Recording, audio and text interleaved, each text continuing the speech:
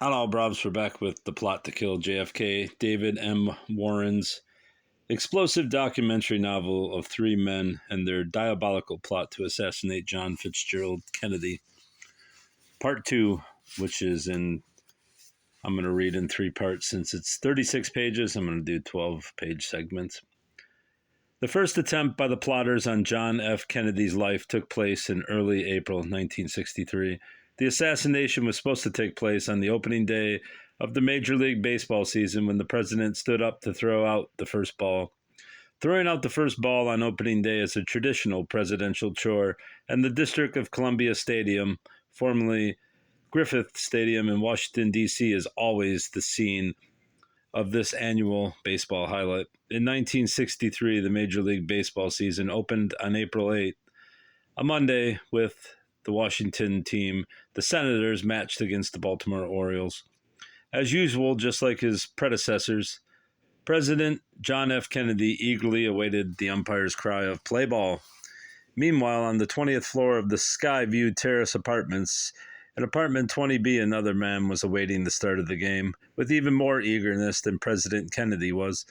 The man's name was Al Groat, and his reason for wanting the game to get underway was vastly different from that of the president.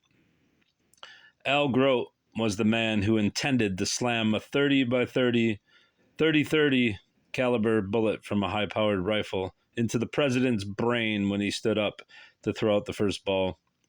Groat's vantage point on the 20th floor of the Skyview Terrace Apartments afforded him an excellent opportunity to carry out his murderous intentions. The Skyview Terrace apartment building was constructed with 4 wings, which fanned out from a centrally located hub, like the spoke of a big wheel. Groat's apartment was in the south wing, standing broadside to D.C. Stadium, which sprawled in the distance less than a half-mile away. From any of the 5 side windows in Al Groat's apartment, it was possible to look right down into the confines of the huge ballpark. Now, as Groat stood back from one of the windows and peered into the telescopic sight on his high-powered rifle, he could clearly see the crew of groundkeepers and stadium attendants readying D.C. Stadium for that day's opening ball game. If he had wanted to, Groat could have knocked the workmen over just like sitting ducks. All he had to do was just squeeze the trigger. As a rifleman, Al Groat was without a peer. He first saw the light of day down in the Moonshine country of South Carolina. Down there, the old saying about majoring in trigonometry is more than just a joke. It is a fact of life, that Al Groat learned at a very early age. And by the time that Groat was in his early teens, there were several Internal Revenue agents whose testimony to this fact consisted of little mounds of earth in the local cemetery. Right after his 18th birthday, Groat came down out of the hills and enlisted in the U.S. Army. That was in September of 1950, when scores of American boys were being killed by communist soldiers in Korea. Out of genuine patriotism, Groat had joined up to help his country. In Korea, through the unmatched prowess with the rifle, Groat soon became a legend. U.S. infantrymen spoke of Groat with the same reverence with which frontiersmen had spoken of Daniel Boone, and Groat was well on his way to becoming another Sergeant York until, as he put it himself, the commie bastards busted my knee.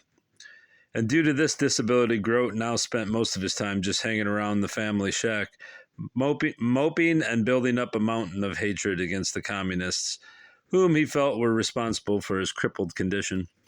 On one rainy day, while he was laying in bed, leafing through a month-old copy of the South Carolina Sentinel, Groat spotted one of Silas Proctor's recruitment ads for the American First Society.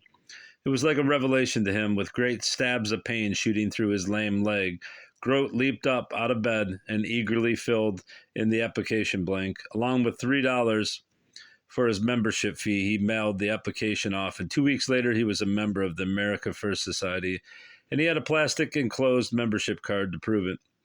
As a holdover trait from his days as head of the National Screening Service, Silas Proctor made it a routine practice to carefully review all of the applications requesting membership into the America First Society. And whenever it was possible, Proctor personally did this job himself. It was an enormous and tedious task, but it had its rewards. It provided the society with the key. It provided the society with its key personnel. That's how Proctor came across Bill Medina, his male secretary. In his application, Medina stated that he was the possessor of 2 college degrees, one in journalism and one in world history. Aside from needing a competent secretary, Proctor also felt that the society needed someone who could keep a reliable record of the society's activities. So Proctor hired Medina and instructed him to keep a written record of everything that took place, especially his meetings with men like Judson P. Starkey. Proctor had an eye for history and also blackmail. In processing an application, Proctor's eyes always drifted to the special qualifications section of the application blank first. Information contained in this part of the form was what interested Proctor the most. Al Groat listed his expert ability with the rifle as his special qualification, and it was this bit of information that first attracted Silas Proctor to Al Groat. Looking forward into the future, Proctor foresaw the day when the America First Society might need the services of an expert rifleman like Groat. When that day did arrive, Proctor dispatched a letter containing the bus ticket so Groat could visit him in Brattleboro, Vermont. Proctor told Groat that he wanted him to kill the President of the United States. To Proctor's surprise, the incredible proposition didn't seem to faze the young rifleman from the hills of South Carolina. In fact, the only reaction on Groat's part occurred when Proctor offered to pay him $5,000 for doing the job. Then Groat protested, "Oh, shucks, Mr. Proctor. I don't need no money. That Kennedy is one damn Yankee that I'll be glad to kill for nothing." So, for almost 3 months before the day of the game, Groat was holed up at the Skyview Terrace Apartments.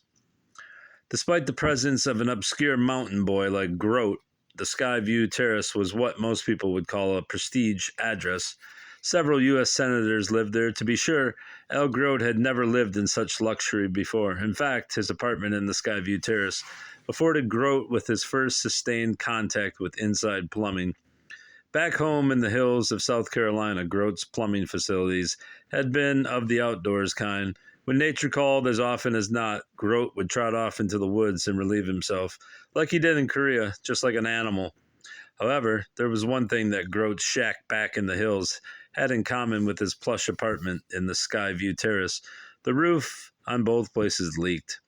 Groat's apartment was on the top floor of the 20-story building, and every time it rained or the sun melted the snow on the roof, the water leaked down into Groat's bedroom. Groat's repeated appeals to the resident manager failed to get the leaky roof and ceiling repaired. As the months and weeks narrowed down to a matter of days, Groat spent a considerable amount of time going through dry runs of his upcoming assassination of John F. Kennedy. Proctor had provided Groat with a set of blueprints showing the seating arrangements. The seating arrangement of D.C. Stadium and the presidential box had been carefully marked off. It was situated midway between home plate and first base among the first row of seats, which ran along the short wire fence that separated the playing field from the lower stands. Proctor had even inked in the exact number of the seat that the president would be sitting in. It was seat number 27 in box 9 in section C, and Groat knew exactly where to aim his high-powered rifle in his practice sessions. At 11:15 on the morning of April 8, 1963, on the very day of the inaugural game, Al Groat was squinting through the telescopic sight on his rifle when someone suddenly started knocking on his door. As it so often happens when somebody is planning to commit a terrible deed, Groat immediately figured things had taken a turn for the worse. He didn't know how, but he was sure that somehow the FBI or Secret Service had gotten wind of his intentions and had come to arrest him.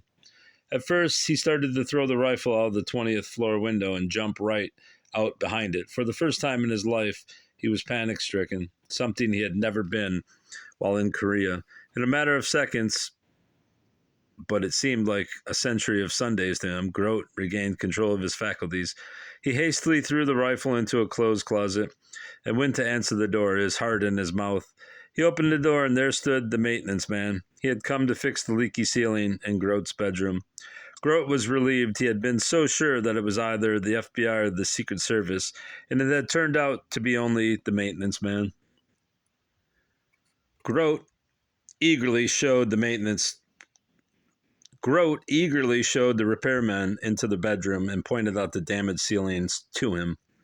Groat was so happy to see the maintenance man instead of the Secret Service or FBI that he completely forgot that the repairman's presence would follow up his opportunity to kill the President of the United States.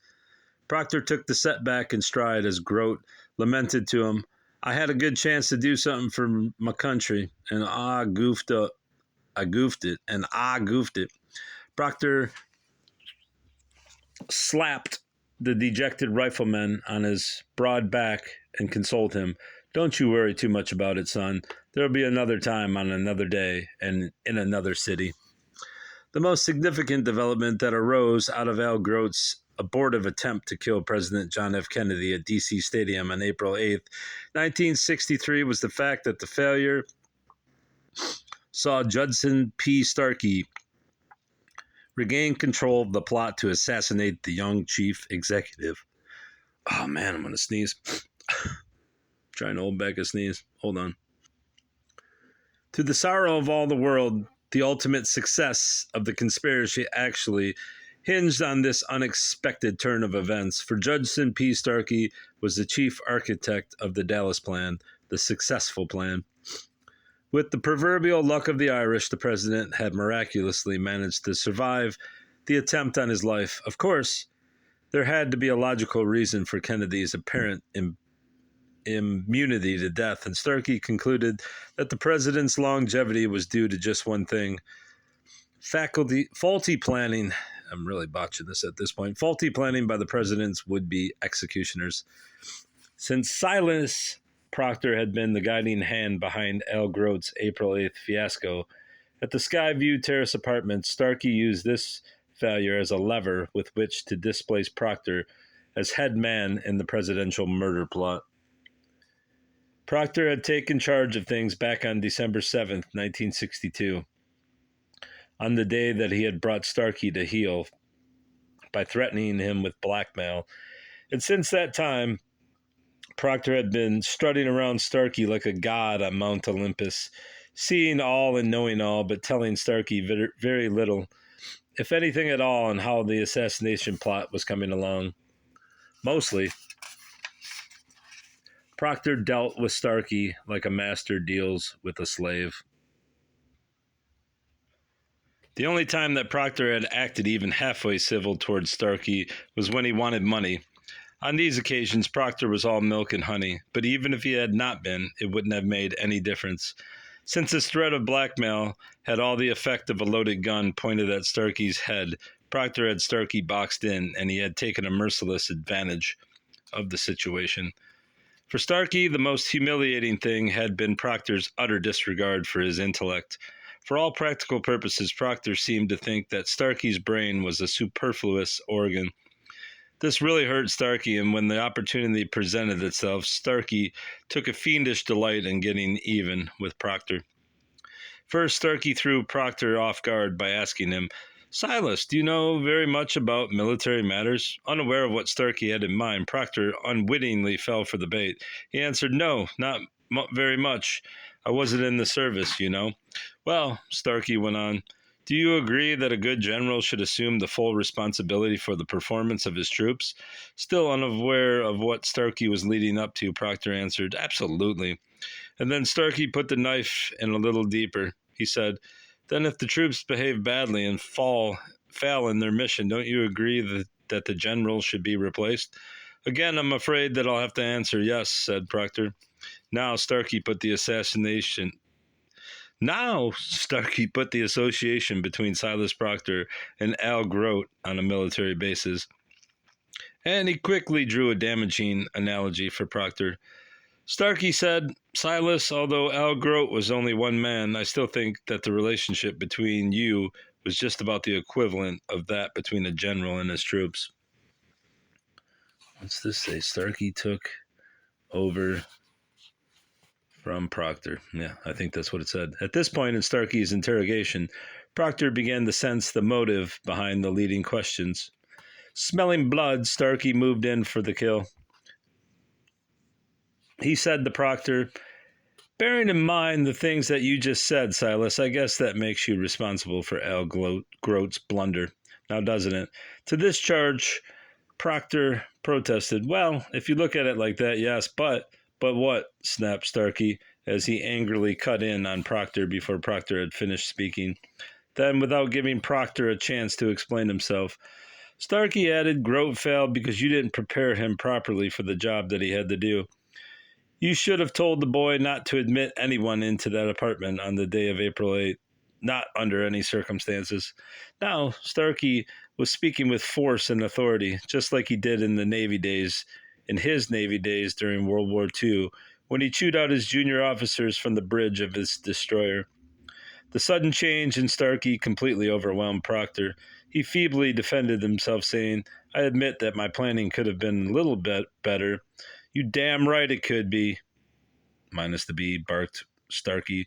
"That's why I'm taking over. From now on, I'll be the one who will decide when, where, and how to kill Kennedy." Starkey had Proctor nailed to the wall, and it hurt, but he didn't complain too much, for above all things, Silas Proctor wanted to get the job done and over with, too. And with Judson P. Starkey back at the helm, the plot began to move along with amazing rapidity. Starkey resumed command of the operation on April 11th, 1964, and 1 week later, on April 18, I don't know why he does put the 18th, he had already picked out the city where Kennedy's assassination would take place. That city was Dallas, Texas. Unlike Silas Proctor, Starkey believed in letting the right hand know what the left hand was doing. On the night of April 18, Starkey invited Proctor out to his Maryland farm and explained to him why he had settled Dallas as the murder city. The briefing took place in Starkey's study on the second floor of the huge farmhouse. A big 3-by-4-foot map was hanging on the wall, and as Starkey began to talk, he took a pencil and pointed at the sprawling state of Texas. "Texas has 25 electoral votes," Starkey said, "and if I know Jack like I think I do, sooner or later he'll be going after those votes. Probably sometime this fall." Author's note: in the above passage, Starkey refers to President Kennedy as just plain Jack. This familiar reference to the president by Starkey seems to indicate that there was some sort of intimate relationship between the two men, and there was. While Starkey was certainly not a bosom friend of Kennedy's, the president did invite Starkey to the White House whenever he held the dinner for businessmen there. On several occasions, Starkey had even gone swimming with the president in the White House swimming pool. Silas Proctor agreed with Starkey that President Kennedy probably would visit Texas in quest of that state's votes long before he started his regular campaigning for the 1964 presidential election. Remembering Kennedy's hairbreadth victory over Richard M. Nixon in the 1960 presidential election, Proctor said if it wasn't for the Texas votes, he wouldn't be sitting in the White House now. "That's right," replied Starkey, "but today the voters in Texas are hostile to him." "Hostile to him," repeated Proctor. "I'll say they're hostile to him, all right. Everybody in the state is, especially in Dallas," said Starkey. "And when he goes there, he'll be going into a lion's den. For him, Dallas is a very dangerous city." "Yes, to him and a few others," said Proctor. "Only last week somebody tried to kill General Walker." Somebody tried to kill General Walker. This bit of news surprised Starkey. There had been a brief item in the newspapers about the incident, but Starkey hadn't seen it. And he asked Proctor, "Now, just who in Dallas would do a fool thing like that?" Proctor answered, "Nobody seems to know for sure, but my sources say that it was a man named Lee Harvey Oswald." Lee Harvey Oswald. Starkey's curiosity was rising, and he queried Proctor further. Starkey asked, "And this Oswald, does he live in Dallas?" "Yes, he's a Dallasite," replied Proctor. Proctor didn't realize the significance of what he had just said, but Starkey's quick mind grabbed its meaning right away. For General Edwin A. Walker was a conservative man, and Dallas was a conservative town. Therefore, any Dallasite who would try to kill the general had to be something special. And Lee Harvey Oswald was something special, but no more so than the city of Dallas itself. Dallas, Texas is like no other city in America. It has its own peculiar characteristics, and one of these characteristics is a definite tendency toward violence. It is a turbulent and violent city. The city of Dallas, Texas has a higher murder rate than the supposedly gangster-ridden cities of Chicago and New York. In 1963, the murder of President John F. Kennedy was just one of the 114 murders committed in the city of Dallas. Each succeeding year, the Dallas police blotters have shown an increase in the number of homicides committed. The figure for the year 1963 was 10% higher than that of the previous year, 1962. And yet, ironically, this senseless taking of human lives takes place in spite of the fact that Dallas is a city with over 1,000 churches in the numerous precincts. The largest Presbyterian, Methodist, and Baptist churches in the whole world are located right in the city of Dallas, and so is the world's second largest synagogue. Dallas's huge Baptist church has a congregation of 13,000 members, which is the largest single congregation on the face of the earth. But with the breed of people who live in Dallas, these houses of God fail to curb their tendency to commit murder. Perhaps an explanation to the alarming number of murders committed in Dallas can be found in the fact that many Dallasites, including women, walk around literally armed to the teeth.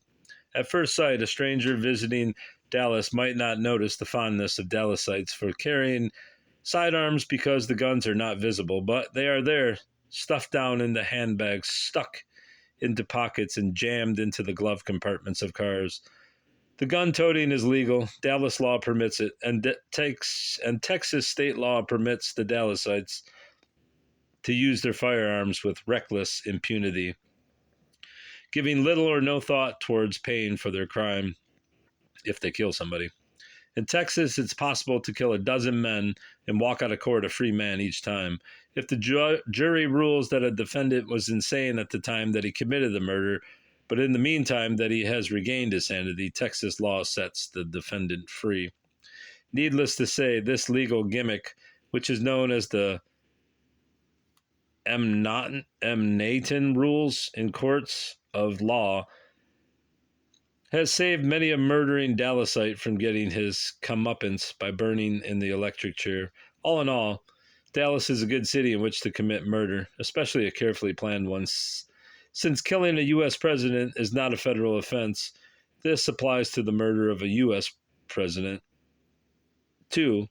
And this was one of the main reasons why the ring of killers who plotted the murder of President John F. Kennedy picked the city of Dallas as the scene of their crime. It's not a federal crime to commit. Since killing a U.S. president is not a federal offense, this applies to the murder of a U.S. president. Yeah. Okay. Thought I misread that, but I did not. Down through the years, the salient characteristics of Dallas have changed very little since the day John Neely Bryan founded the town on the banks of the triple-forked Trinity River way back in 1842. Always, Dallas has been a place peopled by men who believe in doing things, sometimes very violent things, and always these men have subscribed to the theory that the end always justifies the means. If obtaining the end calls for trickery and deceit, then one tricks and deceives. The only thing that seems to have changed about the people of Dallas since their frontier days has been their numbers. The population of Dallas has climbed steadily upward. In 1875, there was less than 5,000 people living in the town of Dallas. By 1900, this number had swelled to 42,000. And according to the 1960 census, the population of Dallas stands at a whopping 750,000 citizens, which makes it one of our ranking cities. And like all American cities, Dallas has an elected mayor, but he is overshadowed by a powerful ruling group called the Citizens Council. Today, this group numbers some 250 members, and it is composed of influential Dallas businessmen. These men are the boss men of Dallas, and when they speak, the mayor listens. While most big cities have ruling groups of prominent citizens, they do not have the power of the Dallas Citizens Council. Nothing happens in Dallas without the okay of this oligarchy. Politically, most Dallasites tend to lean to the far right of dead center, and this is true regardless of party affiliation. These political mavericks constitute the aftermath of the communist hysteria. Pardon. That was stirred up by the late Senator Joe McCarthy and by Silas Proctor's notorious National Screening Service. In Dallas, it is not unusual to hear someone accuse Chief Justice Earl Warren of being the head of the communist conspiracy to take over the government of the United States. And when President John F. Kennedy introduced his Medicare bill proposing free medical care for the aged, he too was branded with the hammer and sickle by local Dallasites. And we will pause there. And that'll be all for now, buddy boy. All right, Brobs. Goodbye. Goodbye for now.